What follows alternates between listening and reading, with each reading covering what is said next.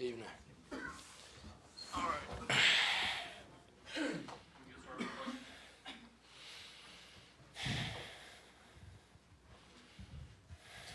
Coach, can you pinpoint what happened down the stretch? And Yeah, I can actually. The Spurs did what they do. Every mistake they capitalized on, and it ended in a three every time. And it's just really bad mental breakdowns. You give us 116 points to the Spurs, you're probably not going to win. Simple as that. Our offense, I thought, was pretty good. We shot 51% from the field, 40 from three, 90 from the line. 9 turnovers. That's like, for us, that usually equals win. But we did not play defense today at all. I thought the fight was in us. I just didn't think the execution was there.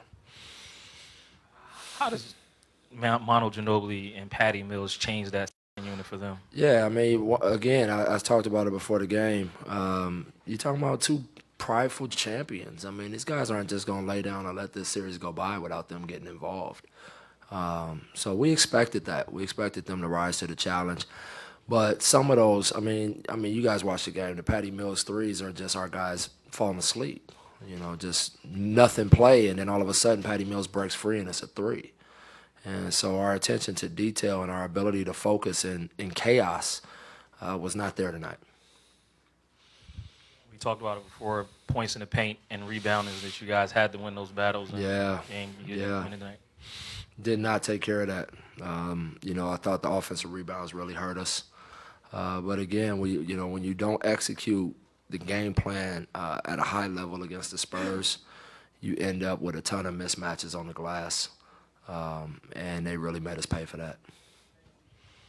Coach, to piggyback on the Manu question, does his game just kind of transcend the box score? Yeah, I mean, again, when you start talking about guys like this, who's just won so much on so many levels, who understands that to help win, you don't just have to make shots. That's a good thing to have over there in your locker room. I'm really trying to teach my young guys things like that. They're getting a lesson in staying ready, staying with it, because you just don't know when your number's going to get called or when the team needs you to step up, and both of those guys did. I'm tired of them.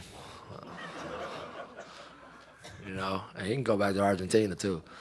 I don't even want to see him on the sideline. He done hurt me so many times, and, obviously he's just a fantastic pro.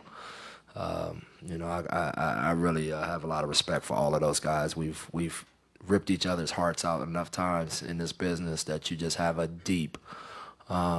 really deep respect for guys like that. And Manu is one of those guys. Obviously, Tony and the rest of those guys that I battled for titles. But those guys, they ain't gonna lay down, and so we really got to dig in. We got to refocus. The good part is that I got a locker room full of guys. I got a locker room full of guys that really want to get back here to play Game 7. And, Game 6 right now obviously is our Game 7. Did you defend that much better in 3 and 4, or was it a matter of them making shots? And if it really was lack of focus, is there? No, it was we were definitely way more. We were sharper with our defensive execution at home, no doubt about it. I mean, it was night and day actually. The mistakes, just some mindless mistakes today. And I think all of our guys can own that. That's the good part about them. They know, a lot of their baskets came off of breakdowns. Obviously, it's hard enough to guard their talent when you don't mess up. Like I said, we got a group of guys in there that's very hungry to get back home, try to get a win and find our way back here for Game 7. Thanks, guys.